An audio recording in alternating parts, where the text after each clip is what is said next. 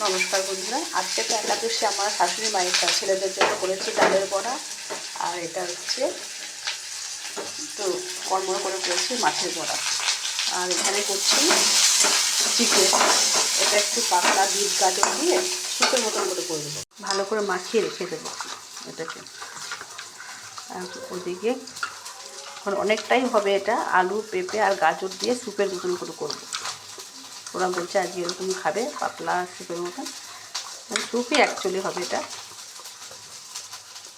আজকে রান্নাটা পরিশ্রমটা একটু কমই হবে। এই যে সুপের এই সবজিগুলো দিয়ে দিচ্ছি, আলু, বিট, গাজর, পেঁপে, এইগুলো দিয়ে। হ্যাঁ ভাবি, আসছি, দাঁড়াও। আমি স্যুপ করলেও চিকেনটাকে একটু ভালো করে কষিয়ে নিই, মানে সবজিগুলোর সাথে, যাতে খেতে টেস্টি হয় আর কি। স্যুপ খাবে অথচ এটা একটুখানি কষিয়ে নেব।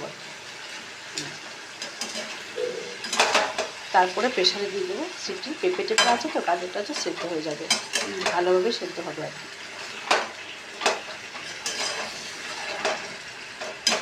ছেলেদের তো চিকেন স্যুপ আর ভাত করে দিয়েছি, আর আমার শাশুড়ি মায়ের জন্য একাদশীতে, তাই আজকে সমস্ত সবজি দিয়ে এই যে শ্যামা চালের ভাত করেছি। তো সবাইকে জানাচ্ছি শুভ দুপুরে অনেক অনেক শুভেচ্ছা। ভালো থাকবেন সবাই।